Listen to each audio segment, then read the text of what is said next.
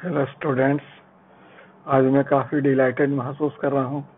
कारण 64वां बीपीएससी का रिजल्ट आ चुका है और उसमें हमारे पब्लिक एडमिनिस्ट्रेशन के बच्चों ने काफ़ी अच्छा प्रदर्शन किया है। आप लोग के प्रदर्शन से मेरा भी हौसला बढ़ गया है।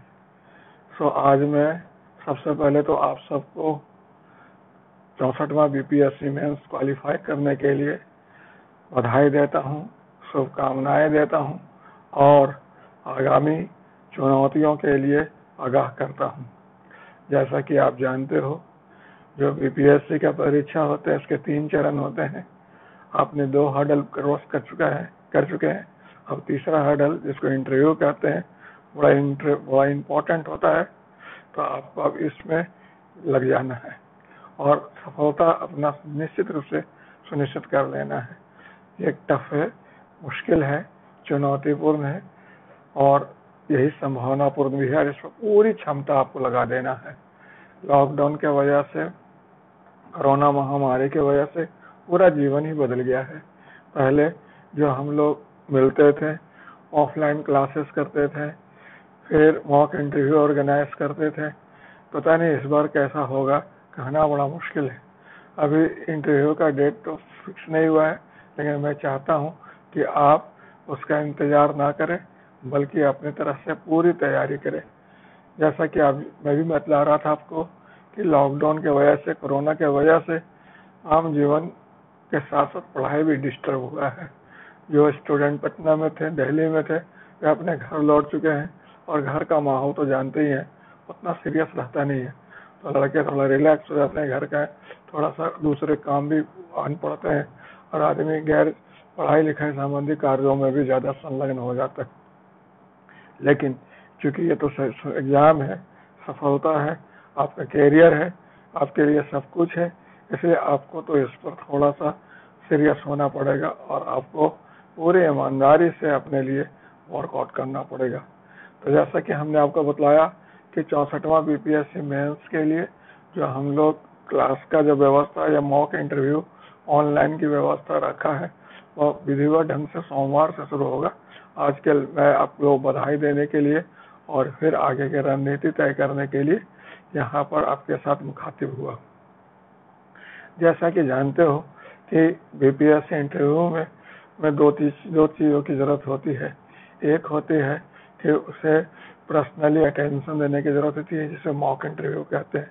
हर स्टूडेंट को उसके क्या प्लस पॉइंट है, क्या माइनस पॉइंट है, कितना लेवल ऑफ प्रिपरेशन है, कहाँ उसकी कमी है, कहाँ उसे सुधारना है, इसके लिए मॉक इंटरव्यू ऑर्गेनाइज किया जाता है। मैं आपको सजेस्ट करूंगा, अपने आप को सीमित ना रखेंगे, पूरी तरह खुला रखेंगे। जहाँ कहीं भी अच्छा अवसर मिले पूरा लाभ उठाएंगे। इसलिए ऐसा है कि सफलता बहुत बड़ी बात है। समझ रहे, तरीका लेजिटिमेट हो, सही हो तो कोई दिक्कत नहीं। आप कोई भी कहीं से भी, जहाँ से भी, नेट से, ऑफलाइन ऑनलाइन, जिस तरीका से भी आपको अगर कहीं हेल्प मिल जाता है, वहाँ आप जिस गाँव में रहते हो, जिस शहर में रहते हो, मान लीजिए वहीं आपके कोई डिप्टी कलेक्टर या कोई सीईओ या फिर जो बीपीएससी क्वालिफाई किए हुए लोग वहाँ पोस्टेड है, उनसे भी हेल्प ले सकते हो, उनसे भी टिप्स लोगे तो अच्छा प्रिपरेशन करने में मदद मिल सकता है। क्लियर है?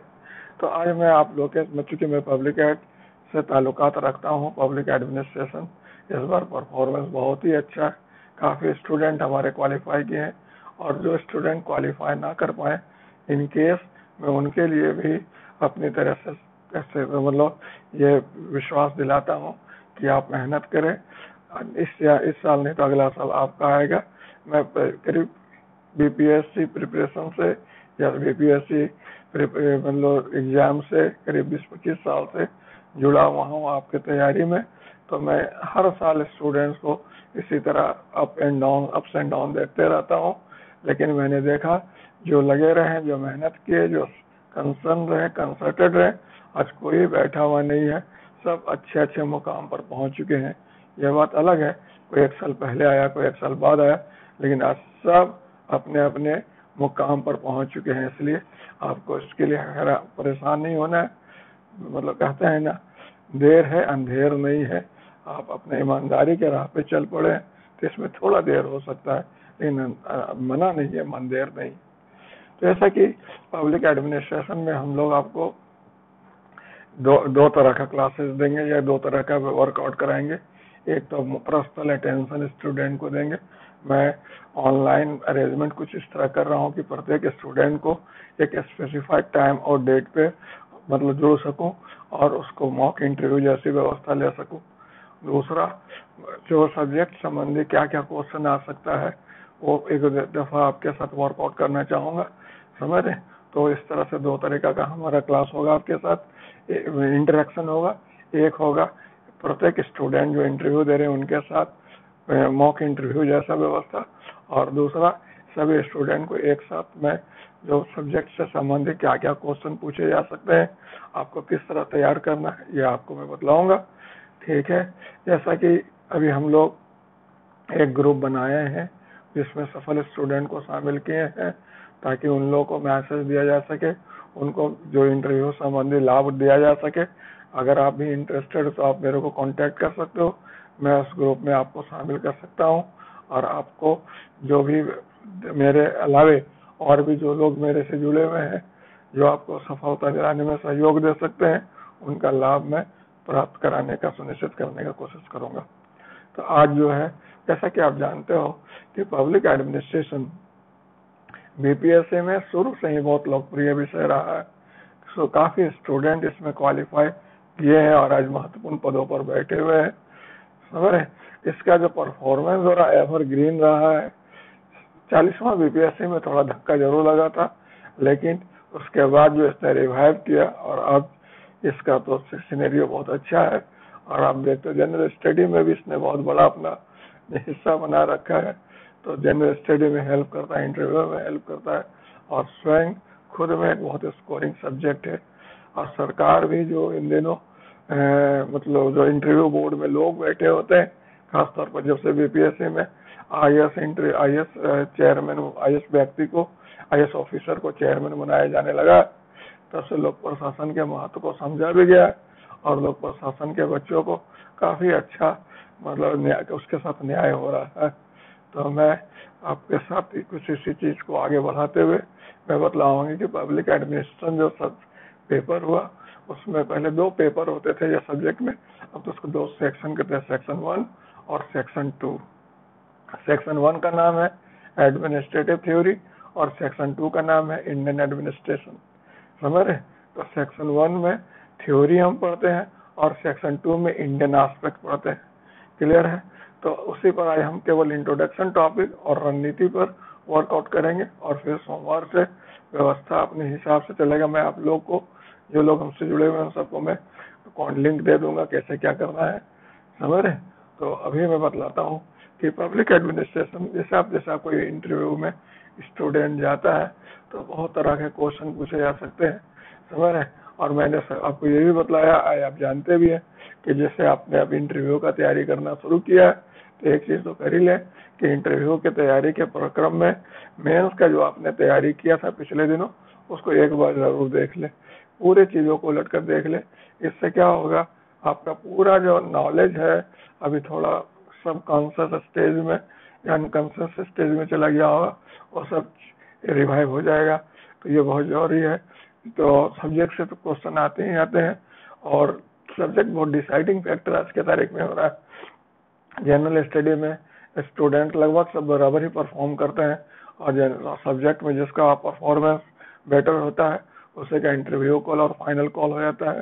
तो इसलिए आप सब्जेक्ट पर फोकस करें, सब्जेक्ट पर बोर्ड को डिसअपॉइंट नहीं करना है, समझ रहे, और पूरी अपनी तरह से ईमानदारी बरतना चाहिए, समझ रहे। तो हम लोग अभी स्टार्ट करते हैं सेक्शन 1 और सेक्शन 2। जैसा कि आप जानते हो पब्लिक एडमिनिस्ट्रेशन को हम कई तरीका से डिफाइन कर सकते हैं, समझ। इन जनरल अगर हम लोग देखें तो पब्लिक एड को 4 प्रकार से डिफाइन करते हैं। तो कौन कौन 4 प्रकार हो सकता है। पहला हो सकता है लोक प्रशासन एक प्रक्रिया अथवा व्यवहार के रूप में, public administration as an activity और प्रोसेस, समझ रहे। जैसे आप देखोगे लोक प्रशासन प्रक्रिया अथवा व्यवहार के रूप में बड़ी पुराना है, और आप यूँ कह लो उतना ही पुराना है जितना पुराना क्या हुआ राज्य व्यवस्था है। इसमें कानून व्यवस्था कैसे बनाया जाता है, समझ रहे हैं, विकास कार्य कैसे संपन्न होता है, राजस्व संग्रह कार्य कैसे संपन्न होता है, ये सब चीजों को हम लोग देखते हैं लोक प्रशासन का एक प्रक्रिया था व्यवहार के रूप में। क्लियर? तो पहला हम लोक प्रशासन को डिफाइन कर सकते हैं एक प्रक्रिया था व्यवहार के रूप में। दूसरा हम लोग प्रशासन को परिभाषित कर सकते हैं एक विषय के रूप में, एक अनुशासन के रूप में, एक विद्या शाखा के रूप में। समझ, जैसे एंथ्रोपोलॉजी का विषय है, सोशोलॉजी का विषय है, पॉलिटिकल साइंस एक विषय है, उसी प्रकार लोक प्रशासन भी एक विषय है जो 1887 में आरंभ हुआ और आज 2020 चल रहा है। तो इस हिसाब से 137 वर्ष का आप कह सकते हो 133 वर्ष का इसका इतिहास हुआ। समझ रहे?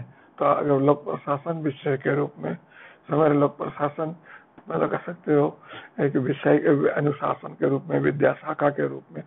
ठीक है, जो आपने लिया था और क्वालिफाई किया है और आप इंटरव्यू दे रहे हैं। तीसरा जो आप देखते हैं लोक प्रशासन को एक आजीविका के रूप में या कैरियर के रूप में। आजीविका का मतलब क्या होता है? जिससे आप आजीवन जुड़े रहते हो, जिससे आपका जीवन यापन चलता हो, जिसमें आपको क्रमिक विकास का अवसर मिलता हो। समझ रहे? तो जैसे आप देखते हो कि जब कोई स्टूडेंट ग्रेजुएशन कर लेता है या ग्रेजुएशन कर रहा होता है तो उसे समय ये क्वेश्चन उसके सामने इम्पोर्टेंट हो जाता है तो उसे क्या करना है। क्या उसे प्राइवेट सेक्टर में जाना है, क्या उसे इंजीनियरिंग जाना है, क्या उसे मेडिकल जाना है, क्या उसे सेल्फ एम्प्लॉयमेंट में जाना है, क्या उसे फॉरेन जाना है, क्या उसे गवर्नमेंट जॉब में जाना है। तो लोक प्रशासन क्या है? एक आजीविका के रूप में रहता है, एक करियर के रूप में रहता है। आप सब लोग जितने भी स्टूडेंट सिविल सर्विस से जुड़े हुए हैं, क्या जो नो मैटर कि आप क्या ऑप्शनल ले रखे हो, आप सब लोक प्रशासन को एक करियर के रूप में देख रहे हो, एक आजीविका के रूप में देख रहे हो। आप 28 से 30 जो भी उम्र के हो या 25-22 इसी में लोक सेवा में प्रवेश करोगे और 58-60 जो भी लोक सेवा का उम्र है उस पद पर बने रहोगे। तो ये जो होता है एक आजीविका के रूप में है, एक कैरियर के रूप में है। चौथा, लोक प्रशासन को हम सरकार के दृश्य अथवा कार्यात्मक भाग के रूप में डिफाइन कर सकते हैं। लोक प्रशासन को हम सरकार के दृश्य अथवा कार्यात्मक भाग के रूप में, दृश्य मतलब क्या, विजिबल पार्ट, और कार्यात्मक मतलब एक्शन पार्ट। सरकार अपने स्वयं परोक्ष में रहती है, सामने रहती है, वह प्रशासन के माध्यम से काम करती है। समझ रहे? जैसा कह सकते हो सरकार का मतलब कह सकते हो हैंड कौन है, सरकार का अंग क्या हुआ जो इसके माध्यम से काम करती हुआ है प्रशासन। आप देख लो हर देश में सरकार है, लेकिन सरकार से मिलना या सरकार के साथ संपर्क साधना बड़ा मुश्किल है, लेकिन प्रशासन के नुमाइंदे हर चौक चौराहे पर आपको मिल जाएंगे। समझ रहे हैं? और आप जब चाहो थोड़ी दूर पर निकलो, कोई राजस्व अधिकारी, तो कोई पुलिस कर्मचारी, तो कोई स्वास्थ्य कर्मी आपको मिल जाएंगे। तो इस प्रकार आप देखते हो यह सरकार का दृश्यात्मक भाग हुआ, विजुअल पार्ट हुआ और एक्शन पार्ट हुआ। क्लियर है? बचपन में आप लोगों ने सिविक्स पढ़ा था ना, उसी का एडवांस रूप है पब्लिक एडमिनिस्ट्रेशन। समझ रहे? नागरिक शास्त्र का ये अब नागरिक प्रशासन हो गया है, उसका हम लोग सिविक्स को क्या बोलते हैं, नागरिक शास्त्र कहते थे, ये नागरिक प्रशासन हो गया। क्लियर है? फिर आप देखते हो कि जो इसको मैं जनरल स्टडी से भी जो होता है कि जनरल स्टडी का एक स्पेसिफाइड रूप हो गया। आप देखो, अगर आप पेपर पढ़ते हो, आप टीवी देखते हो, आप डे टू डे घटनाओं पर ताल्लुकात रखते हो, तो कोई भी ऐसा विषय नहीं है जिसको प्रशासन प्रत्यक्ष और अप्रत्यक्ष रूप से प्रभावित नहीं करता। सब लोग प्रशासन के विषय क्षेत्र के अंतर्गत आते हैं। चाहे भारत 5G टेक्नोलॉजी इस्तेमाल कर रहा हो या फिर आज अराजकता की समस्या बढ़ रहा हो, आज कोरोना महामारी है, लॉकडाउन सफल तरीका से किया जाना है, समझ रहे हैं, सीमा विवाद है, सब लोग प्रशासन के दायरे में प्रत्यक्ष अप्रत्यक्ष रूप से आता है। तो इस हिसाब से इसका क्षेत्र बहुत ही व्यापक है और विषय क्षेत्र बहुत ही रोचक है, जो आपको पेपर में उसका डेली कुछ ना कुछ मटेरियल मिलते रहता है। तो आप देखोगे तो आपके लिए डेली कुछ ना कुछ खुराक दैनिक घटनाओं से मिलता है, जो लोग प्रशासन के विषय वस्तु को जोड़ता है, प्रभावित करता है। क्लियर है? तो इसी पे आज हम लोग देखते हैं क्या क्या बुनियादी क्वेश्चन में। आप इंट्रोडक्शन टॉपिक का पहला जो सेक्शन 1 का पहला टॉपिक ले रहा हूँ, समझ, उसमें क्या क्या टॉपिक क्वेश्चन बनते हैं, स्टूडेंट को किस तरह से उसको देख लेना चाहिए, तो बेसिक चीज है जिसको आपको ध्यान रखना चाहिए। जैसे आज हम लोग लेते हैं बेसिक प्रीमाइसेस, बेसिक प्रेमाइसेस का हिंदी क्या होता है? मतलब मूलभूत अवधारणा। मूलभूत अवधारणा का मतलब क्या हुआ? जिस पर लोक प्रशासन विषय जो है वह क्या है? टिका हुआ है। जिस पर लोक प्रशासन टिका हुआ उसको हम लोग क्या कहते हैं? बेसिक प्रीमाइसेस कहते हैं। हमारे मूलभूत अवधारणा, इसमें हम लोग क्या क्या पढ़ेंगे? इसमें हम लोग 19 चीजों को देखेंगे। मूलभूत अवधारणा, इसमें सबसे पहला टॉपिक होता है लोक प्रशासन का अर्थ, विस्तार और महत्व।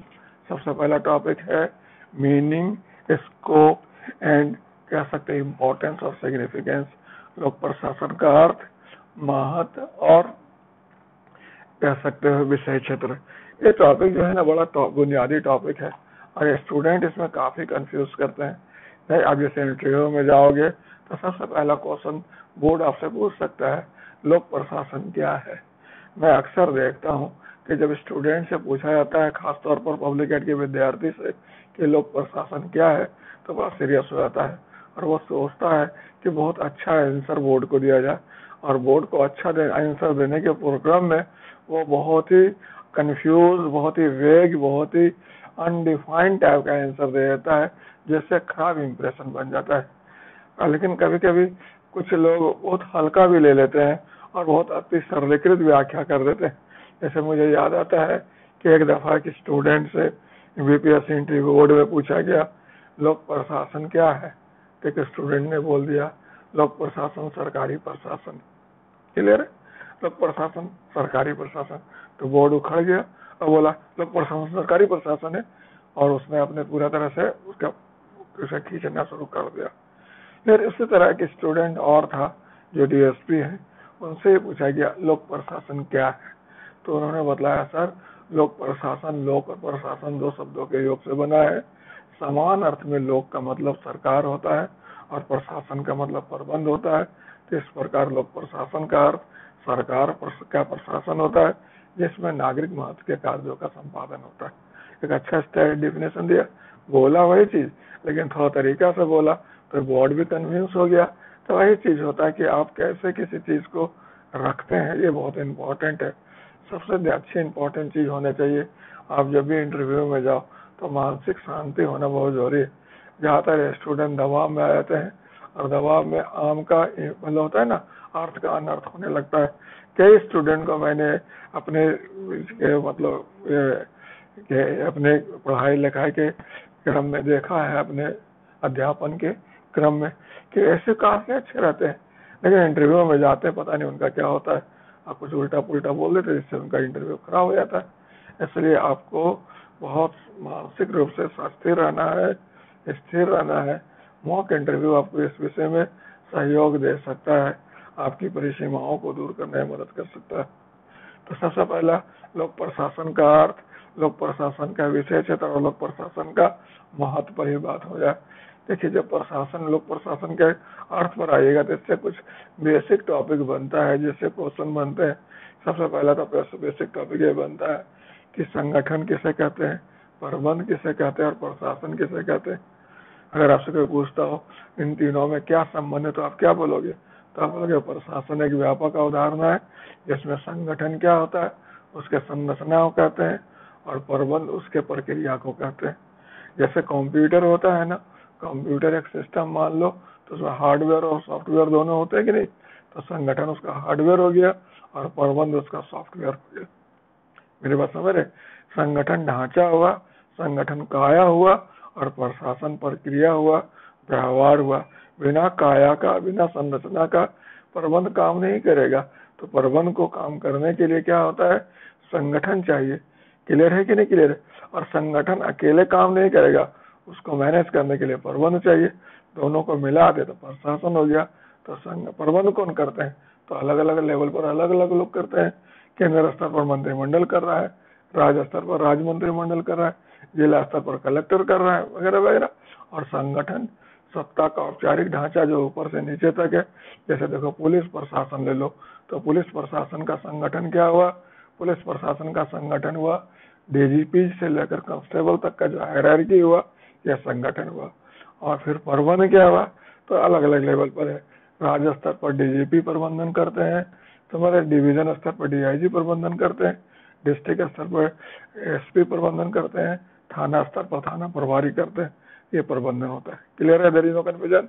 तो प्रशासन, प्रबंध और संगठन में क्या फर्क हुआ, समझ में आ गया आपको? फिर आपसे ये पूछा जा सकता है कि प्रशासन और लोक प्रशासन में व्यापक कौन है, कौन ज्यादा व्यापक है? तो ज्यादातर रेस्टोरेंट में तो सर लोक प्रशासन ज्यादा व्यापक है। नहीं, प्रशासन एक व्यापक अवधारणा है, उसके बहुत सारे घटक हुए, उसमें लोक लगा दो तो लोक प्रशासन हो गया, निजी लगा दो तो निजी प्रशासन हो गया। तो प्रशासन व्यापक अवधारणा हुआ और उसी का एक विशिष्ट रूप लोक प्रशासन हुआ। There is no confusion. फिर क्वेश्चन ये पूछा जा सकता है, प्रशासन और शासन में क्या फर्क हुआ था? तो प्रशासन को हम लोग एडमिनिस्ट्रेशन कहते हैं और शासन को क्या कहते हैं? गवर्नेंस कहते हैं। तो शासन, शासन से जुड़ा हुआ है सरकार। फिर ये भी पूछा जा सकता है कि शासन और सरकार में क्या फर्क हुआ?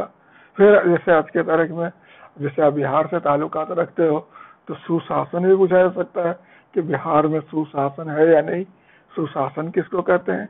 तो पहले ये मतलब शासन का मतलब क्या हुआ? शासन का मतलब होता है गवर्नेंस। गवर्नेंस का मतलब क्या होता है? गवर्नेंस का मतलब होता है जो सत्ता का जहाँ प्रबंध प्रयोग होता है, समझ रहे? जो मतलब प्रभुत्व स्थापित करना, समझ रहे? उसे को हम लोग शासन कहते हैं। सास का घर में शासन होता है कि नहीं होता? प्रभुत्व स्थापित होता है या नहीं? तो शासन हो गया। और शासन और प्रशासन में फर्क क्या हुआ? तो आपका तो प्रशासन व्यापक अवधारणा हो गया, समझ रहे? प्रशासन व्यापक अवधारणा हो गया, शासन उसका घटक हो गया, और नीचे कह सकते हो निष्पादन दूसरा घटक होता है, क्रियान्वयन दूसरा घटक होता है।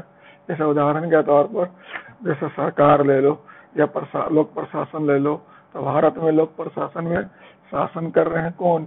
जो राजनीतिक कार्यपालिका का लोग हैं, जो मंत्रिमंडल है, मंत्री परिषद है, यह शासन कर रहे हैं। और फिर नीचे के अधिकारी, जो अधिकारी लोग होते हैं, कर्मचारी लोग होते हैं, वो लोग क्या करते हैं? उसको लागू करते हैं, उसको एक्सिक्यूट करते हैं वगैरह वगैरह। तो आप कह सकते हो शासन और निष्पादन दोनों से बनता है प्रशासन। समझ रहे? शासन में नीतियां बन गई और फिर प्रशासन में क्या है? निष्पादन क्या होगा? उसको लागू किया जाएगा, उसे मैनेज किया जाएगा। तो प्रशासन और शासन में व्यापक कौन हुआ? ये तो बड़ा कंफ्यूजन वाला चीज रहता है, शासन और प्रशासन में कौन कंफ्यूजन? ऐसे हायरार्की में देखा जाए तो जैसे शासन ज्यादा ऊपर होता है, प्रशासन आमतौर पर नीचे के अधिकारियों को कहते हैं। लेकिन अगर सब्जेक्ट के रूप में देखा जाए, अगर अवधारणा के रूप में देखा जाए, तो प्रशासन व्यापक हो गया और शासन उसका घटक हो गया। क्लियर है? जैसे आप देखते हैं ना, प्रशासन का, लोक प्रशासन का हम विषय वस्तु पर जब चर्चा करते हैं तो दो नजरिया लेते हैं। एक बोलते हैं संकुचित नजरिया, एक लेते हैं व्यापक नजरिया। संकुचित नजरिया बोलते हैं लोक प्रशासन के अंतर्गत केवल कार्यपालिका ढांचा आता है, और जब व्यापक नजरिया लेते हैं उसे बोलते हैं सरकार के तीनों अंग, विधायिका, कार्यपालिका, न्यायपालिका, जनता क्रिया आते हैं। और आज तो हम लोग जब बोलते हैं लोक प्रशासन का विषय क्षेत्र, तो सरकार ही अकेले नहीं आती है, बल्कि सरकार के तीनों अंग प्लस और भी गैर सरकारी संगठन, निजी संगठन और जो भी कुछ भी जो नागरिक महत्व के कार्यों को प्रभावित कर रहे हैं, नागरिक महत्व के कार्यों को संपन्न कर रहे हैं, और सब इसके दायरे में आ जाता है। तो इस हिसाब से प्रशासन का क्षेत्र बहुत व्यापक हो गया, बहुत विस्तृत हो गया। क्लियर है? तो इस हिसाब से यहाँ बोलते हैं कि एक्चुअली जो हम शासन हो गया ऊपर वाला व्यवस्था, और नीचे क्या हो गया? प्रबंधन टाइप का, या फिर कह सकते हो जो political management is called, you can say शासन। राजनीतिक जो प्रबंधन होता है उसे हम लोग शासन कहते हैं। अदरवाइज जनरल और बिजनेस ऑर्गेनाइजेशन में वो मैनेजमेंट कहलाता है, और गवर्नमेंट में क्या कहलाता है? शासन कहलाता है। क्लियर है? There is no confusion. तो ये सिमिलरिटी हो सकता है। और शासन और अभिशासन में क्या फर्क हुआ? तो शासन जो सत्ता का प्रयोग हो रहा है, जो राजनीतिक प्रबंधन हो रहा है, वर्तमान में अगर हो रहा है तो उसको हम लोग अभिशासन कहते हैं। समझ? तो शासन और अभिशासन में फर्क है कि वर्तमान में शासन को हम लोग क्या कहते हैं? अभिशासन कहते हैं।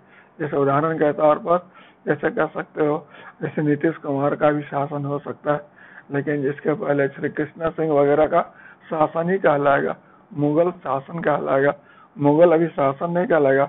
अभी मतलब वर्तमान में जो हो रहा है उसी को हम लोग शासन कहते हैं। फिर यहाँ पर क्वेश्चन उठता है कि प्रशासन जो होगा, समझ रहे ना, ये कहते हैं, ये क्या कहते हैं आपका सुशासन किसको कहते हैं? तो सुशासन को हम लोग बढ़िया शासन कहते हैं, श्रेष्ठ शासन कहते हैं। ये कंसेप्ट आपको पता है? वैसे तो व्यवहार में सदियों पुराना है। हम लोग अगर देखें तो भारतीय व्यवस्था में बहुजन हिताय बहुजन सुखाय 100 वर्षों से चला आ रहा है। लेकिन जो गुड गवर्नेंस कंसेप्ट है, यह विश्व बैंक द्वारा 1992 में दिया गया। 1992 में विश्व बैंक ने तैरते विश्व के देशों के लिए इसे सजेस्ट किया है।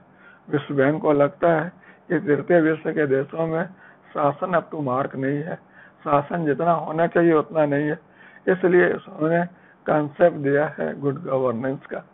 क्लियर है? जैसे एक बार क्वेश्चन आया था, उसी साल यूपीएससी में देख रहे थे, अब प्रशासन और प्रशासन कैसे, over administration, under administration and just administration, मतलब कह सकते हैं अप प्रशासन, अप्रशासन और सुप्रशासन। अगर ऐसे बोल सको तो क्या होगा?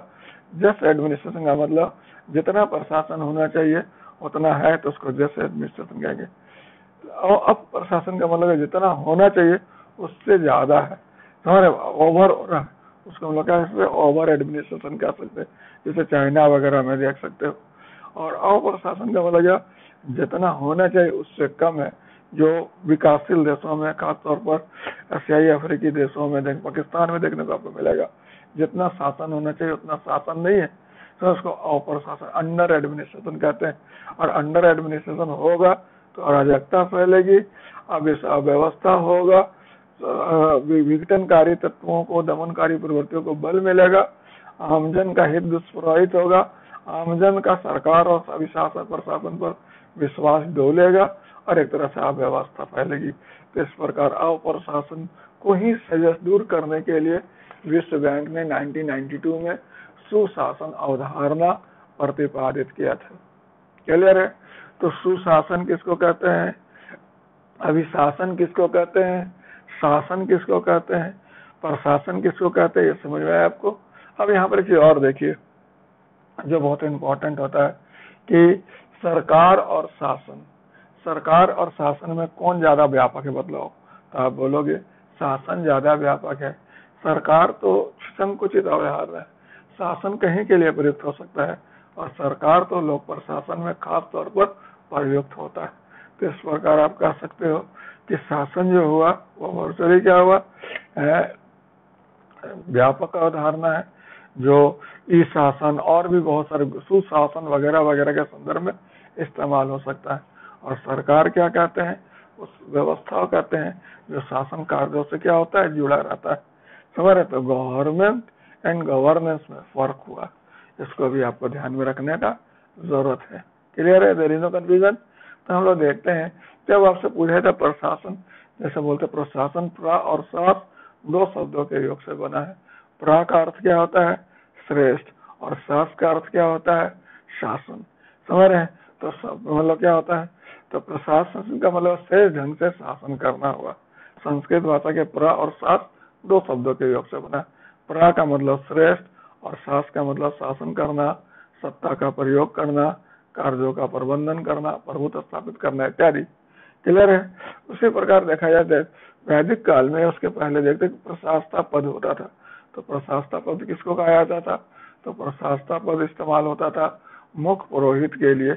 मुख्य पुरोहित जो होते थे वह अधीनस्थ पुरोहितों को यज्ञ हवन जैसे सार्वजनिक कार्य में जो मार्गदर्शन करते थे, इसी संदर्भ में प्रशासता शब्द उनके लिए इस्तेमाल होता था, प्रशासता। क्लियर है? बाद में यह शब्द जो हुआ राजा के लिए इस्तेमाल होने लगा, क्योंकि राजा का काम होता था, समझ रहे हैं, यज्ञ हवन जैसे सार्वजनिक कार्य में संसाधन जुटाना। तो राजा जो होता था प्रशासता के रूप में यज्ञ हवन इत्यादि में संसाधन जुटाने का काम करता था। बाद में यह शब्द पूरे राजा के कार्य के लिए, सभी कार्यों के लिए प्रयुक्त होने लगा। समझ रहे? और आज भी देखो प्रशासन शब्द जो होता है वह किसके लिए होता है, राजकीय कार्यों के लिए प्रयुक्त होता है कि नहीं? अगर कोई गाड़ी में प्रशासन लिखा हुआ है तो आपको समझ में आता नहीं कि सरकारी गाड़ी है? कभी जाता है दिमाग के निजी प्रशासन गाड़ी होगा? आमतौर पर तो नहीं जाएगा। प्रशासन लिखा हुआ है, पुलिस लिखा हुआ तो सब समझ आते कि सब सरकारी गाड़ी हुआ। कहीं के तो केवल लोगो लगा रहता है पुलिस का, पुलिस लिखा हुआ भी नहीं, लोग समझ जाते कि सरकारी। समझ में आ गया आपको? तो ये बहुत इंपॉर्टेंट हुआ कि आप बतलाएंगे कि प्रशासन जो होता है वह आमतौर पर राजकीय कार्यों के लिए क्या होता है, प्रयुक्त होता है। There is no confusion, there is no confusion. अब हम लोग देखते हैं, जैसे आप इंटरव्यू में या जहाँ कहीं पर भी जाते हो तो प्रशासन पर संबंधित कुछ बातें हो सकती है। पब्लिक एडमिनिस्ट्रेशन क्या है बतलाइए, तो आप बतला सकते हो कि लोक प्रशासन जो है वह लोक और प्रशासन दो शब्दों के योग से बना है। समान अर्थ में लोक का मतलब क्या होता है, सरकार होता है, और आदर्श लोकतंत्र में लोक का मतलब क्या होगा, आदर्श लोकतंत्र में लोक का मतलब जनता होगा। समझ रहे, हर जगह लोक का मतलब सरकार जनता नहीं होगा। स्विट्जरलैंड और नॉर्वे, डेनमार्क जैसे कंट्री में लोक का मतलब जनता हो सकता है, क्योंकि वहाँ लोकतंत्र काफी मैच्योर और काफी इफेक्टिव है। लेकिन बांग्लादेश में, चाहे मौर्य प्रशासन में, मुगल प्रशासन में लोक का मतलब क्या होता था, बादशाह होता होगा, सम्राट होता होगा, सरकार होता होगा, वही होता है। इधर है कि नहीं? तो लोक प्रशासन में लोक का मतलब सरकार हुआ, और प्रशासन का मतलब क्या हुआ, प्रशासन का मतलब हुआ सत्ता का प्रबंधन कर, सत्ता का प्रयोग करना, प्रबंधन करना। जैसा कि आप जानते हो प्रशासन का अंग्रेजी क्या होता है, प्रशासन का अंग्रेजी एडमिनिस्ट्रेशन होता है, जो लैटिन शब्द एडमिनिस्ट्रेरी से बना है, ADMINISTRARE, एडमिनिस्ट्रेशन, जिसका अर्थ क्या होता है, सेवा करना, प्रबंध करना, देखभाल करना, मामलों का निपटारा करना वगैरह वगैरह। देश प्रशासन का मतलब तो यही होता है, सेवा करना, प्रबंध करना, देखभाल करना, मामलों का निपटारा करना इत्यादि। तो प्रशासन मोटा मोटी समझ में आ गया आपको कि प्रशासन किसको कहते हैं, समझ रहे हैं, अंग्रेजी में भी समझ में आ गया। अच्छा, जब आप जब तैयारी कर रहे हो तो एक दो डिफिनेशन जो है ना याद कर लेना। मतलब इसलिए डिफिनेशन में याद करने के लिए बोलता हूँ कि अगर मान लिया खुदा ना खास्ते बोर्ड ने पूछ दिया कि डिफाइन एडमिनिस्ट्रेशन, तो इस परिस्थिति में अगर आपके पास कोई डिफिनेशन पहले से याद रहेगा तो उसी को थोड़ा सा मैनिपुलेट करके आप फिर से बोल सकते हो। अदरवाइज क्या होगा, आपको अपने से वहां बनाना पड़ेगा, जिसमें काफी समय लगेगा और हो सकता है वो उतना गुणवत्तापूर्ण ना बन पाए। इसलिए आप प्रशासन और लोक प्रशासन दोनों का दो दो डिफिनेशन या दो चार डिफिनेशन कर लो, अच्छा है। जैसे आप प्रशासन का डिफिनेशन कर रहे हो तो एल.डी. वाइट का डिफिनेशन कर लो, लूथर गोली का डिफिनेशन कर लो, फिर आप कह लो साइमन ऑडवे-टीट का कर लो, समझ निग्रो कर ले तो डिफिनेशन। लेकिन लूथर गोलिक और एल.डी. वाइट का तो पक्का कर लेना, क्योंकि लूथर गोलिक और उर्विक का डिफिनेशन है वह लोक प्रशासन के प्रकृति संबंधी दो विचारधारा को ताकत प्रदान करता है। वैसे तो आज सिलेबस में नहीं है लोक प्रशासन की प्रकृति, और उससे क्वेश्चन पूछा भी नहीं जाएगा, लेकिन आपको जानना पड़ेगा कि लोक प्रशासन के प्रकृति के संबंध में दो विचारधारा आया है। एक विचारधारा को हम लोग कहते हैं प्रबंधकीय विचारधारा, और एक को कहते हैं एकीकृत विचारधारा। प्रबंधकीय विचारधारा में को हम संकुचित विचारधारा कहते हैं, और एकीकृत विचारधारा को हम व्यापक विचारधारा कहते हैं। प्रबंधकीय विचारधारा में हम दूसरों से जो काम लेते हैं, दूसरों से काम लेकर जो निर्दिष्ट लक्ष्य प्राप्त करते हैं, उसी के लिए प्रशासन शब्द इस्तेमाल करते हैं। तो दूसरे से जो काम लेना पड़ता है ना, उसी कार्य को हम लोग प्रशासन कहते हैं, क्योंकि प्रबंधक खुद अपने काम नहीं करता है बल्कि दूसरों से काम लेकर होता है। आईएएस अपने काम नहीं करता है, दूसरों से काम लेता है। इसलिए आईएएस जो है भारत में वह प्रबंधकीय विचारधारा का आदर्श रूप है। वह खुद अपने काम नहीं करता है बल्कि अपने मातहत के द्वारा, अपने अधिकारी तंत्र के माध्यम से, अपने कर्मचारियों के माध्यम से काम करता है। और एकीकृत विचारधारा क्या कहते हैं, मतलब निर्दिष्ट लक्ष्य के प्राप्ति में प्रयुक्त सभी कार्य ऊपर से नीचे तक सभी प्रशासन के अंतर्गत आते हैं। क्लियर है? तो दो विचारधारा है, एकीकृत विचारधारा जिसका एल.डी. वाइट समर्थन करता है, और फिर प्रबंधकीय विचारधारा जिसका समर्थन लूथर गोलिक करते हैं। दोनों विचारधारा ठीक है, लेकिन आज के तारीख में विचारधारा पर कोई मतलब प्रकृति पर कोई वर्कआउट नहीं करता है। मतलब आप समझ लो दोनों विचारधारा, जिसको आप प्रबंधकीय विचारधारा कह रहे हो, समझ रहे, वह लोक प्रशासन के प्रकृति को हल्के फुल्के ढंग से लेता है और मानता है कि सभी लोक प्रशासन एक जैसे होते हैं। और प्रबंधकीय एकीकृत विचारधारा लोक प्रशासन के प्रकृति को थोड़ा गहनता से लेता है, विषय क्षेत्र को, और मानता है कि प्रत्येक लोक प्रशासन का प्रकृति अलग अलग होता है। पुलिस प्रशासन की प्रकृति शिक्षा विभाग की प्रकृति से अलग हो गई। लेकिन अगर प्रबंधकीय विचारधारा लो तो वो बोलेगा सब बराबर ही होता है कि नहीं। जैसे आमतौर पर जैसे कुछ आदमी से मिलो तो सब जैसे बोले अरे हर बिहारी एक जैसा होता है। अब कोई बोले नहीं, हर बिहारी एक जैसा कैसे होगा, बहुत सारे बिहारी तो इतने ऊंचे ऊंचे पद पर बैठे हुए हैं। तो जो प्रबंध के विचारधारा वाले होंगे वो बोलेंगे हर बिहारी एक जैसे होते हैं, और जो एकीकृत विचारधारा वाले होंगे वो बोलेंगे नहीं, प्रत्येक बिहारी अलग होता है, विशिष्ट होता है, महत्वपूर्ण होता है। समझ में आया आपको? So this is basic point, याद रहेगा। तो आप दो डिफिनेशन तो पढ़े लेना, एक दो डिफिनेशन, दो तीन डिफिनेशन, और एक दो डिफिनेशन आप उसका भी कर लोगे, लोक प्रशासन का भी। लोक प्रशासन का तो आप 5 डिफिनेशन कर लो। एक डिफिनेशन तो खुद जो लोक प्रशासन के जनक है जिनका नाम वुडरो विल्सन है, उनका डेफिनेशन तो आपको कर ही लेना चाहिए। तो वुडरो विल्सन का डेफिनेशन कर लो, एल डी वाइट का डेफिनेशन कर लो, लूथर गुलिक का डेफिनेशन कर लो, डिवाइट वाल्डो का डेफिनेशन कर लो, समझ रहे हैं। फिर आप साइमन का डेफिनेशन कर लो। तो 4-5 डेफिनेशन आपको कर लेना चाहिए, ताकि मतलब आप उसको हर एंगल से समझ सको और हर एंगल से समझा सको। समझ, तो ये बहुत इंपॉर्टेंट है कि जो भी स्टूडेंट तैयारी करते हो इंटरव्यू का, उसको कम से कम लोक प्रशासन का कुछ डेफिनेशंस वाले पोर्शन पर वर्क करना चाहिए। देयर इज नो कंफ्यूजन, यहाँ तो कर ही लोगे, क्लियर है। तो लोक प्रशासन का पहला अर्थ हुआ। तो लोक प्रशासन का अर्थ क्या है बतलाओ? तो लोक प्रशासन वर्चुअली लोक और प्रशासन दो शब्दों के योग से बना। यहाँ लोक का मतलब राज्य हो रहा है, लोक का मतलब सरकार हो रहा है। तो लोक प्रशासन क्या हुआ? राजकीय प्रशासन हुआ, सरकारी प्रशासन हुआ, जिसमें क्या होता है? नागरिक महत्व के कार्यों का संपादन होता है, जिसमें लोक नीति प्रक्रिया संपन्न होता है, जिसमें नीतियां बनती है, लागू की जाती है, मूल्यांकन की जाती है, विधियां बनती है, बनाई क्रियान्वयन होती है, जिसमें सरकार के तीनों अंग सम्मिलित होते हैं, विधायिका, कार्यपालिका, न्यायपालिका। इसमें सभी स्तर के शासन सम्मिलित होते हैं। इसमें क्या कर सकते हैं? सरकार के समझ रहे हैं, कह सकते हो इसमें के मतलब कह सकते हो कार्यों का कला और प्रबंध में कला और विज्ञान दोनों सम्मिलित होता है। लोक प्रशासन क्या हुआ? वर्चुअली सरकारी महत्व के नागरिक महत्व के कार्यों का निष्पादन करने वाला एक क्षेत्र हो गया। तो आप डेफिनेशन जरूर बना लेना लोक प्रशासन का अपने तरह से, ताकि इंटरव्यू में पूछा जाए तो आप उसको बतला सको। ज्यादा बड़ा ना हो, ज्यादा कंठित ना हो, एक्सेप्टेबल हो, सहज हो, बोर्ड को कन्विंस कर सके, ऐसा बनाना। पहला बता कि समान अर्थ में लोक का मतलब क्या हुआ? सरकार हुआ। इसलिए लोक प्रशासन क्या हुआ? वर्चुअली सरकारी प्रशासन हुआ, जिसमें नागरिक महत्व के कार्यों का क्या होता है? निष्पादन होता है। नागरिक महत्व के कार्यों का निष्पादन, बिजली, पानी, सड़क, ये सब जितना कार्य होता है वो संपन्न होता है। ये बतला दोगे, क्लियर है? There is no confusion. अब हम लोग देखते हैं लोक प्रशासन का विषय क्षेत्र। लोक प्रशासन का विषय क्षेत्र का मतलब क्या होता है? लोक प्रशासन का विषय क्षेत्र बहुत व्यापक होता है। लोक प्रशासन का विषय क्षेत्र बहुत विस्तृत होता है, समझ रहे हैं। ये पर्यावरण से जुड़ा, परिस्थिति से जुड़ा हुआ। जैसे जैसे परिस्थिति में, पर्यावरण में नए नए चुनौती समस्या आते जाता है, लोक प्रशासन का विषय क्षेत्र बढ़ते चल जाता है। जैसे आप देखते होंगे आज से करीब 20 साल 25 साल पहले जो लोक प्रशासन पढ़ते होंगे, उस समय जो टॉपिक कवर किया जाता होगा, अब 2020 में जो लोक प्रशासन पढ़ रहे हैं उसमें जो टॉपिक कवर किया जाता है में डिफरेंस है कि नहीं? पहले का तुलना में आज लोक प्रशासन का विषय क्षेत्र ज्यादा व्यापक होता जा रहा है कि नहीं? क्यों व्यापक होता जा रहा है?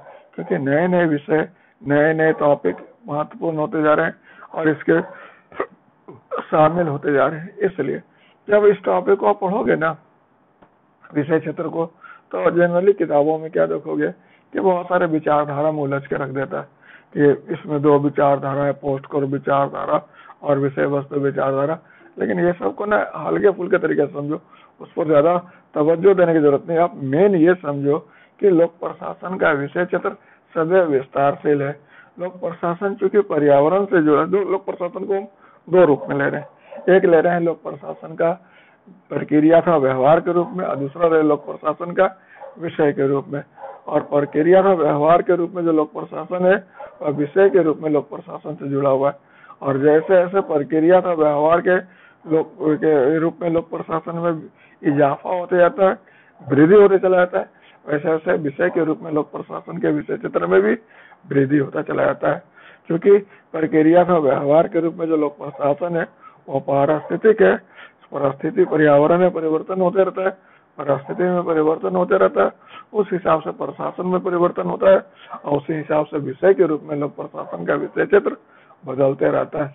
तो लोक प्रशासन का विषय क्षेत्र बहुत ही विस्तारशील है। आमतौर पर लोक प्रशासन के विषय क्षेत्र में हम कह सकते हो ओवरहेड एडमिनिस्ट्रेशन, सामान्य प्रशासन पढ़ते हैं, संगठन पढ़ते हैं, कार्मिक प्रशासन पढ़ते हैं, वित्त प्रशासन पढ़ते हैं, तुलनात्मक लोक प्रशासन पढ़ते हैं, विकास प्रशासन पढ़ते हैं, लोक नीति पढ़ते हैं, आपदा प्रबंधन पढ़ते हैं, ई शासन पढ़ते हैं वगैरह वगैरह, सुशासन पढ़ते हैं। ये सब बतला दोगे? क्लियर है? There is no confusion. तो लोक प्रशासन का विषय क्षेत्र क्या है? बहुत ही विस्तारशील है। लोक प्रशासन का विषय क्षेत्र काफी कह सकते हो डायनेमिक टाइप का है और ये स्थिर हो ही नहीं सकता। इसलिए इस विषय की सबसे बड़ा ब्यूटी क्या है? ये हमेशा एवर चेंजिंग होता है। इसमें जैसे आप एक बार पढ़ लिए और सोचोगे कि हमेशा इस्तेमाल होगा, ऐसा कुछ नहीं। इसमें आपको हमेशा अपडेट करना पड़ता है। हर 6-8 महीने में हो सकता है कुछ नया चीज आ जाए और आपको उसमें शामिल करना पड़ेगा। तो इस हिसाब से ये टॉपिक बहुत ही महत्वपूर्ण और विशिष्ट हो जाता है। क्लियर है? There is no confusion. अब जैसे हम यहाँ पर देखते हैं लोक प्रशासन का महत्व। लोक प्रशासन का महत्व तो बहुत इम्पोर्टेंट है। महत्व का ताल्लुकात प्रासंगिकता से है। जो जितना प्रासंगिक होगा उतना महत्वपूर्ण होगा। प्रासंगिक मतलब समझते हो? रेलेवेंट, अभी परिस्थिति के अनुरूप होगा, आवश्यकता अनुरूप होगा, वो प्रासंगिक होगा। आज के तारीख में वूलन कपड़ा प्रासंगिक है या अप्रासंगिक है? अप्रासंगिक है। इसलिए हमने उन लोगों को आराम से सेल्फ में रख रखा है। और हल्का फुल्का कॉटन का कपड़ा, टी शर्ट, आज के तारीख में देख रहे हो आयुर्वेद दवा कितना प्रासंगिक हो गया और महत्व कितना बढ़ते हैं, रेट भी बढ़ते जा रहा है। आज देखो पतंजलि का प्रोडक्ट कितना महंगा होता जा रहा है।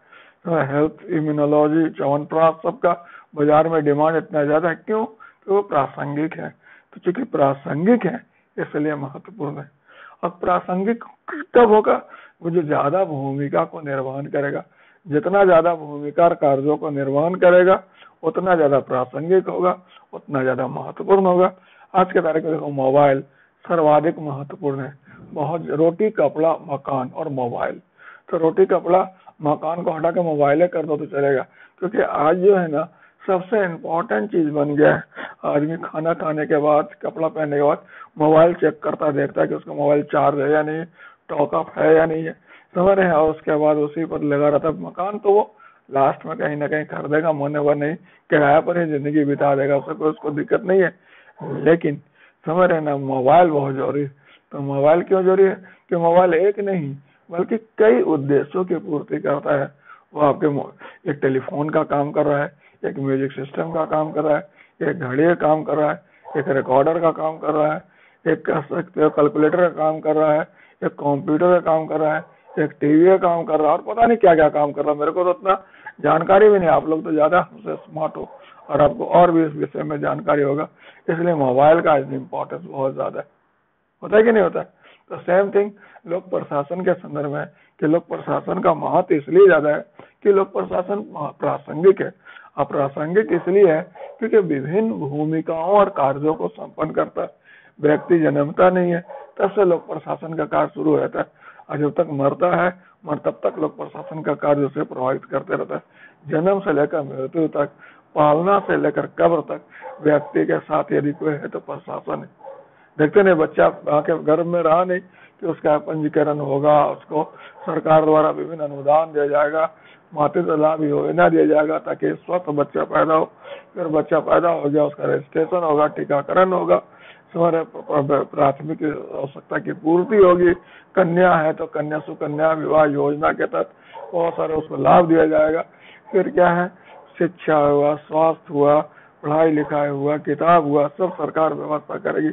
नौकरी की व्यवस्था, जीवन यापन की व्यवस्था, घर की व्यवस्था, और अंत में आदमी जो पूरा जीवन यापन भी करके जब मृत्यु को प्राप्त होता है तो वहां भी अंतिम संस्कार की व्यवस्था लोक प्रशासन द्वारा ही किया जाता है।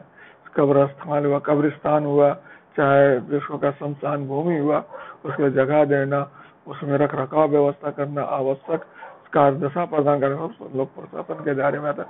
तो व्यक्ति के जन्म से लेकर मृत्यु तक और कब्र से पालना से लेकर कब्र तक प्रशासन उससे जुड़ा हुआ है और उससे प्रभावित करता है। इसलिए आज देखते हो लोग प्रशासन का महत्व बहुत ज्यादा है।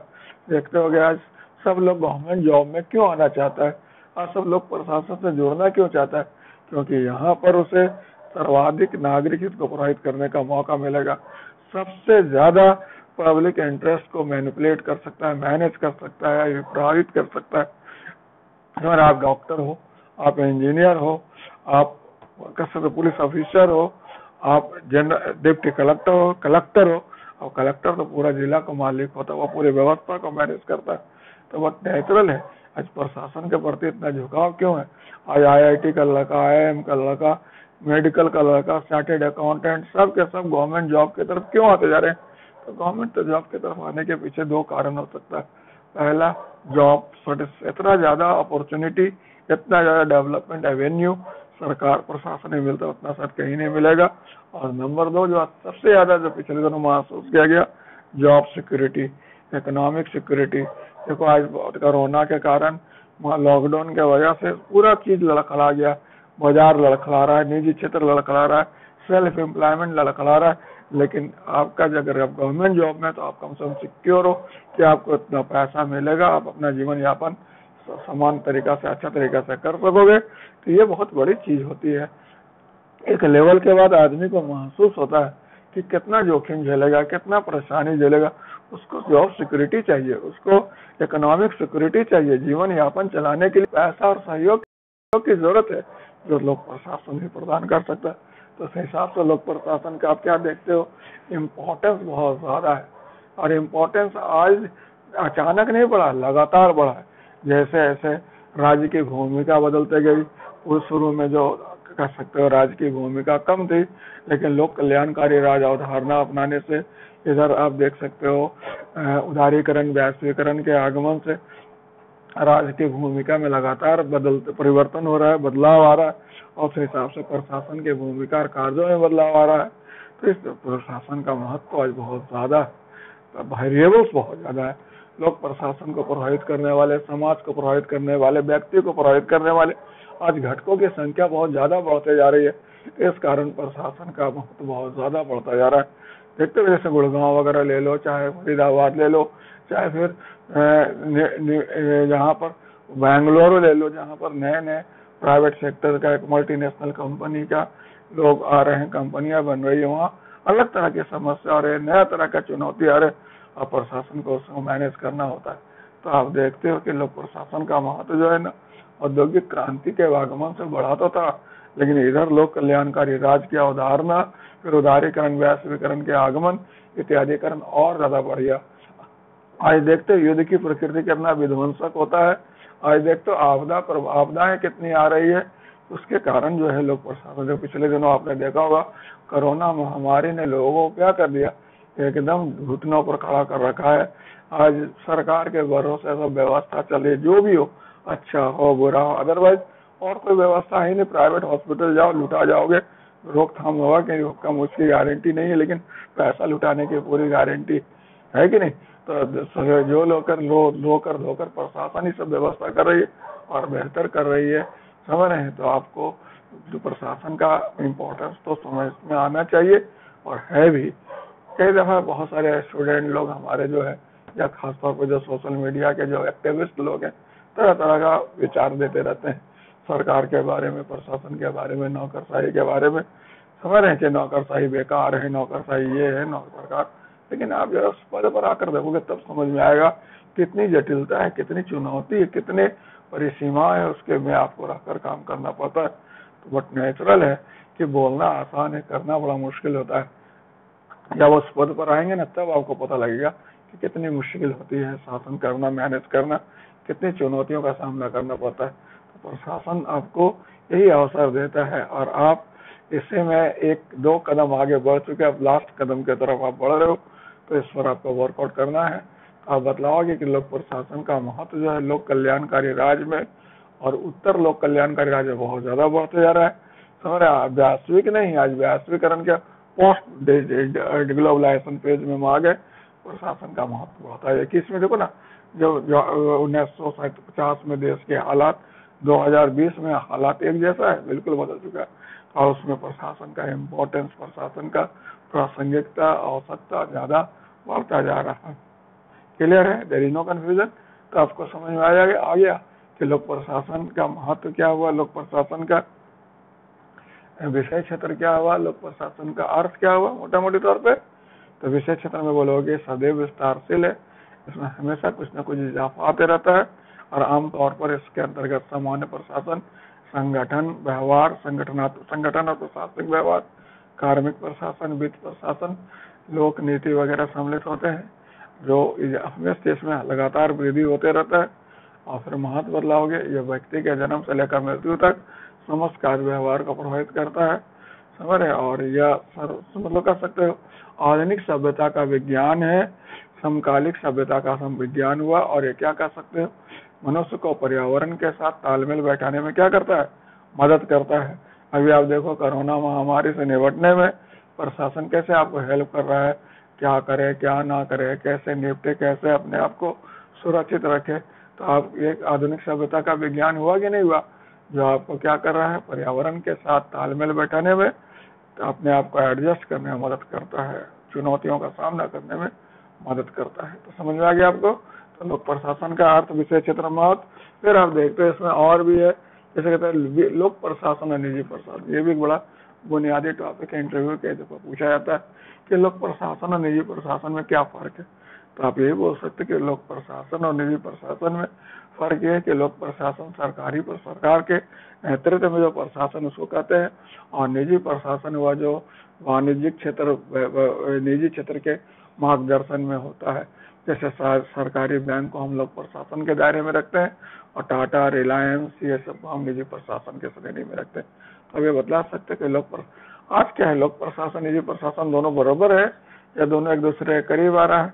तो आप बतलाओ कि नहीं, उदारीकरण, वैश्वीकरण इत्यादि के परिप्रेक्ष्य में दोनों के बीच समानता बढ़ी है, दोनों एक दूसरे के करीब आ गए, लेकिन फिर भी दोनों का जो संरचना में जो मूल अंतर है वो तो है ही और आगे भी रहेगा।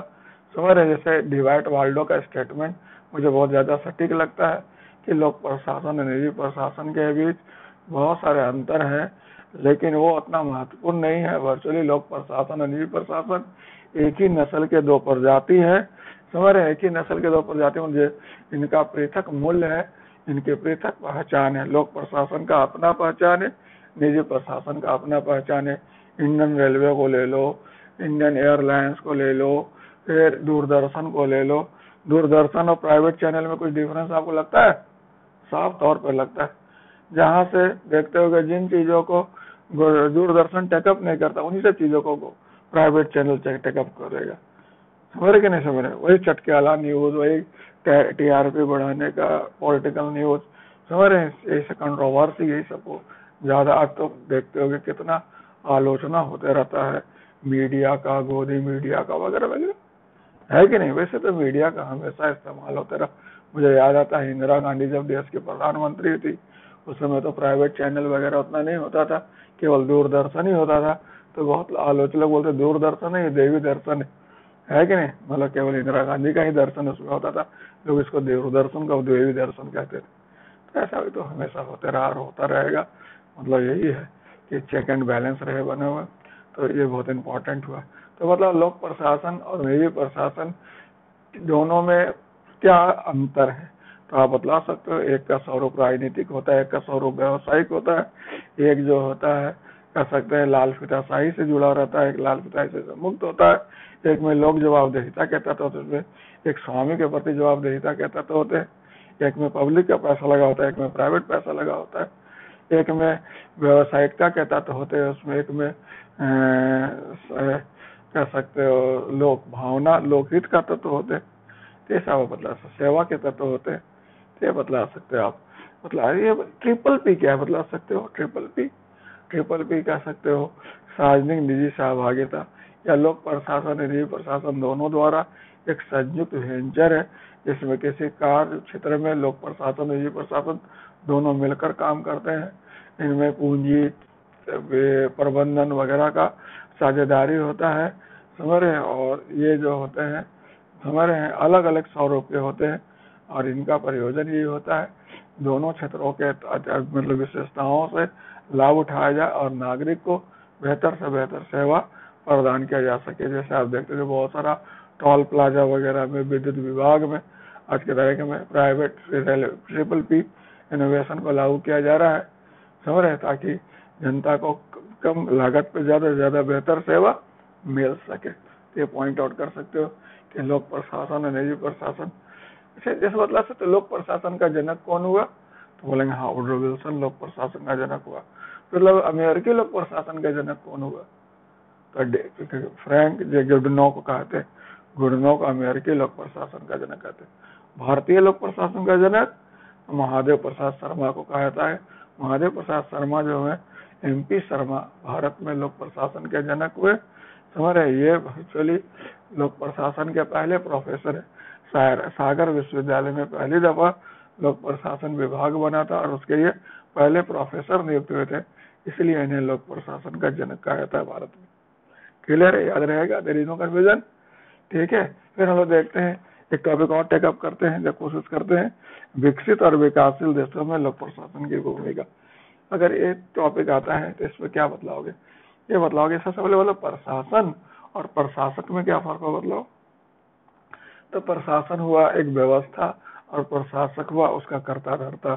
समझ रहे, जैसे DM एक प्रशासक हुआ और प्रशासन जिला प्रशासन हुआ। तो प्रशासन और प्रशासक में जो अंदर देखना हो तो आप चेस्टर बर्नार्ड का देख सकते हो। चेस्टर बर्नार्ड ने किताब लिखी थी फंक्शन ऑफ एग्जीक्यूटिव, उसमें उन्होंने बताया था कार्यपालक का कार्य और प्रशासन का कार्य अलग होता है। प्रशासन का कार्य होता है बृहत उद्देश्य की प्राप्ति करना और प्रशासक का काम होता है यह सुनिश्चित करना कि प्रशासन अपने काम को बेहतर ढंग से करे। जैसे SP का ले लो और पुलिस का ले लो। पुलिस का काम क्या है, कानून और व्यवस्था बनाए रखना, और SP का काम क्या है, SP का काम यह देखना कि पुलिस प्रशासन अपना काम बेहतर ढंग से करे। तो ये प्रशासक और प्रशासन में अंतर हुआ है कि नहीं।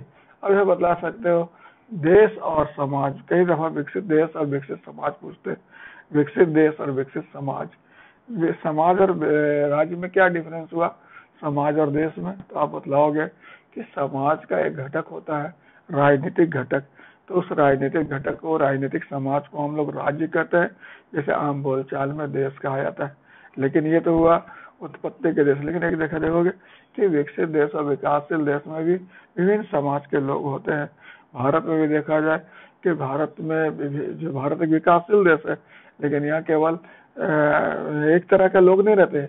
यहाँ कुछ विकसित समाज के लोग रहते हैं, कुछ अल्प विकसित समाज के लोग रहते हैं, कुछ विकासमान समाज के लोग रहते हैं। उसी प्रकार अमेरिका विकसित समाज है, विकसित देश है, लेकिन सब तरह के लोग वहाँ नहीं रहते हैं। कुछ विकासशील समाज के भी लोग रहते हैं, जैसे देखते हैं निगरो हुए, उन लोग के हालात बहुत अच्छे नहीं है, वे लोग काफी कमजोर है आर्थिक रूप से, रोजगार के दृष्टि से, राजनीतिक प्रशासनिक व्यवस्था में उनका भागीदारी कम है। देखा ना पिछले दिनों फ्लाइट वाले का मामला हो गया था, आपने TV पर देखा होगा कि किस तरह से हंगामा हो गया था कि पुलिस ने ज्यादती की और सब मार डाला और उसके तरह से पूरी की पूरी अमेरिकी व्यवस्था पैरालाइज हो गया था समझ रहे पिछले दिनों। तो ये बहुत इंपॉर्टेंट, समझा गया आपको। तो दिस इज बेसिक पॉइंट। लोक प्रशासन क्लियर है, देयर इज नो कन्फ्यूजन। लोक प्रशासन में वुडरो विल्सन को ही लोक प्रशासन का जनक क्यों कहा जाता है, अगर आपसे पूछा है तो क्या बोलोगे। वुडरो विल्सन को लोक प्रशासन का जनक इसलिए कहा जाता है क्योंकि वुडरो विल्सन का एक लेख आया था स्टडी ऑफ एडमिनिस्ट्रेशन, उसके प्रकाशन के बाद ही लोक प्रशासन का एक विषय के रूप में अध्यापन आरंभ हुआ। क्लियर, इसलिए वुडरो विल्सन को किसने कहा लोक प्रशासन का जनक वुडरो विल्सन है, तो बोलो डेवाइट वाल्डो ने यह कहा था कि 1887 लोक प्रशासन का उद्विकास का वर्ष है और वुडरो विल्सन लोक प्रशासन के जनक हुए। क्लियर है, देयर इज नो कन्फ्यूजन। अच्छा मतलब विकसित देश किसको कहते हैं, तो विकसित देश कहते हैं पश्चिमी यूरोपीय देशों को, इसमें अमेरिका सम्मिलित होता है, हमारे यूरोपीय देश सम्मिलित होता है, ऑस्ट्रेलिया सम्मिलित होगा, जापान सम्मिलित होगा, ये सब विकसित देश है, औद्योगिक प्रधान देश है। यहाँ काफी डेवलपमेंट हो चुका है, ये काफी पहले इंडिपेंडेंट हो चुके हैं, यहाँ इंफ्रास्ट्रक्चर डेवलप हो चुका है, यहाँ नेशन बिल्डिंग प्रोसेस पूरा हो चुका है, यहाँ विकास सभी क्षेत्रों में लगभग हो चुका है, और जो है उसी को मैनेज करना, उसी में मात्रात्मक और गुणात्मक सुधार करना, ये यहाँ का फितरत होता है। अब विकासशील देश को क्या करते हैं, एशियाई अफ्रीकी देश कह सकते हो। इसमें ये द्वितीय विश्व युद्ध के बाद स्वतंत्र हुए, इन्हें तृतीय विश्व के देश भी कह सकते हो। यहाँ इसमें भारत, चीन, अब चीन अपने आप को विकसित देश के श्रेणी में रखना चाहता है, वो विकासशील देश अपने आप को मानता ही नहीं है, अमेरिका वगैरह जबकि उसे विकासशील देश मानते हैं, लेकिन चाइना अपने आप को विकासशील देश नहीं मानता, वह विश्व की आर्थिक शक्ति मानता है। हमारे तो इस हिसाब से आप बतला सकते हो कि चाइना जो हुआ, ये कहते हैं विकासशील देश वे देश हुए जहाँ विकास का प्रक्रम जारी है, कुछ क्षेत्र में सफलता हुई और बहुत सारे क्षेत्र में अभी आना शेष है। फिर आप कह सकते हो यहाँ पर राष्ट्र निर्माण की प्रक्रिया अभी हो ही रही है और आधारभूत संरचना का निर्माण भी अभी हो रहा है। ये संक्रमण के देश है, क्लियर है। यहाँ मतलब अभी सब चीज स्पष्ट नहीं है, बल्कि परिवर्तन के क्रम से। हमारे से आज ही में कहीं लेख पढ़ रहा था कि क्या बिहार को आजकल ना चुनाव का समय है, कुछ लोग बिहार को शगुफा दिखला रहे कि बिहार को विकसित देश राज्य बना देंगे।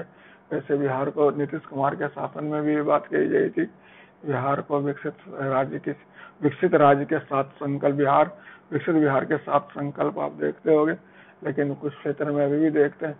आज मैं क्या आर्टिकल देख रहा उसमें लिखा था जितना बिहार में हुआ उतना भी और होना शेष है। ये तो बिल्कुल तय एक अनवरत प्रक्रिया कि विकास जो है वह डेवलपमेंट चल ही रहा है और केवल बिहार में ही डेवलपमेंट नहीं हो रहा है, विश्व के या भारत के दूसरे राज्यों में भी डेवलपमेंट हो रहा है। तो जब दोनों राज्यों में सभी जगह डेवलपमेंट हो रहा है तो जो गैप है वो कॉन्टिन्यू है। तो उस परिस्थिति में बिहार अगर चाहता है क्वांटम जंप लेना तो उसको दूसरे राज्यों के मुकाबले ज्यादा तेजी से और ज्यादा प्रभावकारी ढंग से विकास दर्ज करना होगा। हमारे उसे मतलब ऑटो वे जाकर या कर सकते हो थोड़ा सिग्निफिकेंट तरीका से रणनीति बनाकर वर्कआउट करना पड़ेगा, तभी उस श्रेणी में आ सकता है।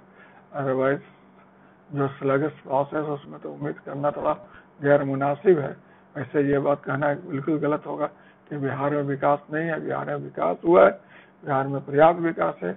और दूसरी बात, बिहार में सुशासन भी है, हाँ, लेकिन जितना होना चाहिए वो कम है और अभी इसमें होने की गुंजाइश है, क्या बतला सकते हो। क्लियर है। तो विकसित और विकासशील देश आज दोनों एक दूसरे के क्या हो रहे हैं, करीब आ रहे हैं कि दूर जा रहे हैं। अब तो देखो विश्व का समीकरण ही बदल गया। आज विश्व में सबसे इम्पोर्टेंट चाइना हो गया और सभी देश उसी को केंद्र बिंदु पर रख के अपने राजनीति का मतलब व्याख्या विश्लेषण कर रहे हैं, समझ रहे हैं। ईरान हो, चाहे अमेरिका हो, चाहे रूस हो, भारत हो, सब पर आज चीन का दबाव बना हुआ है। हमारे पिछले दिनों भारत और चीन के बीच देखा होगा आपने, सीमा विवाद के कारण कितना तनाव उत्पन्न हो गया था। हमारे तो उस हिसाब से आप देख सकते हो कि आज विकसित और विकासशील देश के बीच अंतर कमजोर पड़ रहा है। आज विकसित और विकासशील देश लगभग एक समान समस्याओं को झेल रहे हैं।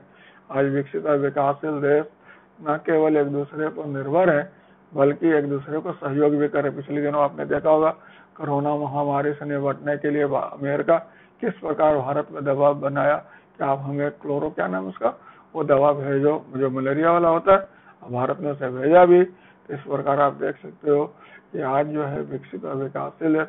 आज जैविक समस्या ले लो, चाहे आज ले लो कोरोना महामारी ले लो, बेरोजगारी ले लो, फिर कह सकते हो जनसंख्या विस्फोट ले लो, चाहे खाद्यान्न सुरक्षा ले लो, पर्यावरण संकट ले लो, या फिर आप आपदा ले लो, चाहे साइबर अपराध ले लो, सभी दोनों को समान रूप से प्रभावित कर रहे हैं। तो आज विकसित और विकासशील देश के बीच में जो पारंपरिक अंतर है वो क्या हो रहा है, कमजोर पड़ता जा रहा है। और आज विश्व जो है एक नए समीकरण के तलाश में, अभी तो बहुत ही मुश्किल वाला दौर है, बिना डिफाइन कुछ नहीं कहा जा सकता कि अभी क्या हो रहा है।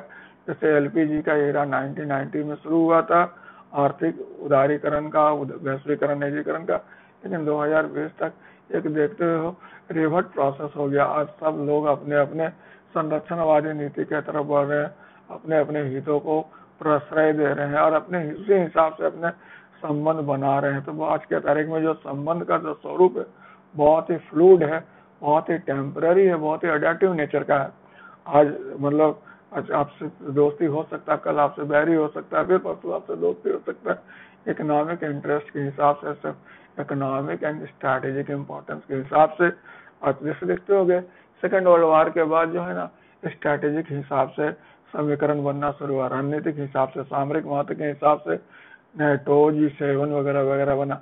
90 के बाद क्या हुआ, आर्थिक हिसाब से समीकरण बनना शुरू हुआ, यूरोपियन इकोनॉमिक कम्युनिटी, फिर आप कहते हैं नाफ्टा, साफ्टा, एशियान वगैरह बना।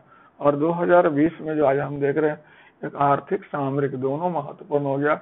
आर्थिक सामरिक दोनों महत्व को केंद्र बिंदु पर रखकर आज समीकरण बन रहे हैं जो बहुत ही फ्लूइड नेचर के, बहुत ही अस्थिर नेचर के हैं और इसमें बड़ी तेजी से बदलाव हो रहा है। इसलिए आज के तारीख में कौन आपका दोस्त है, कौन आपका विरोधी है, ये कह पाना बड़ा मुश्किल हो रहा है, क्योंकि मतलब कहते हैं तुरंत बदल जाते हैं लोग समय और परिस्थिति के अनुसार। समझ, इसलिए आपको आपकी अपनी क्षमता पर भरोसा रखना होगा, दूसरे के व्यवस्था पर आप आज भरोसा करके व्यवस्था को आगे नहीं बढ़ा सकते हैं। तो ये मैं आपके साथ कुछ डिस्कस कर रहा था इंटरव्यू के लिए, इस पर वर्कआउट करने। इस बार का जो बीपीएस इंटरव्यू होगा वो काफी अच्छा होगा, क्योंकि इस बार मटेरियल बहुत ज्यादा है, क्वेश्चंस बहुत ज्यादा है पूछने के लिए, आपको हर तरीका से पूछा जा सकता है। आपको मतलब अच्छा तैयारी करने का अवसर मिला। कोरोना, लॉकडाउन, समझ रहे, इम्यूनिटी, समझ रहे हैं, China India border conflict, 370, Ram जन्मभूमि, बहुत सारे इसमें भरा हुआ है। इस पर इंटरव्यू में क्वेश्चंस बनेंगे और आपसे क्वेश्चन पूछा जाएगा। बिहार में बाढ़ है, बिहार में कोरोना है, क्वारंटाइन है, वगैरह वगैरह से संबंधित क्वेश्चन बनेंगे। इस बार का बीपीएस इंटरव्यू काफी शानदार होगा और जो स्टूडेंट इन सब को बेहतर ढंग से एड्रेस करेगा, सबसे बेहतर ढंग से समझेगा और बोर्ड को समझाएगा, कन्विंस करेगा, वही सफलता पाएगा। इसलिए आप सबके लिए अभी बहुत इंपॉर्टेंट है, चुनौती है, अवसर है, अपने आप को रीडिफाइन करने का मौका है। आइए, मेहनत कीजिए, अवसर का लाभ उठाएं और अवसर को ग्रैब कर लीजिए। ठीक है, तो मैं यहीं पर अपना विचार को विराम देता हूँ, फिर मिलूंगा। ये तो आज मैं आपके साथ केवल इंट्रोड्यूस कर रहा था, इंटरव्यू के बारे में थोड़ा आप लोगों के साथ परिचय करना चाह रहा था, किस तरह से आप अपने को तैयार करो। कोई भी दिक्कत हो, मैं हमेशा आपके साथ अवेलेबल हूँ, आप मुझे फोन करके पूछ सकते हो।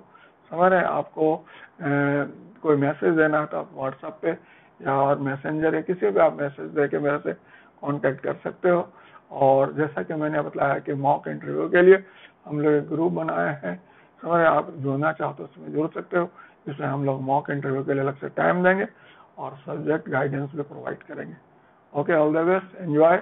अगेन मैं आप लोगों को 64वां बीपीएससी में ग्रैंड सक्सेस के लिए दिल से बधाई और शुभकामनाएं देता हूँ। Okay, all the best, enjoy.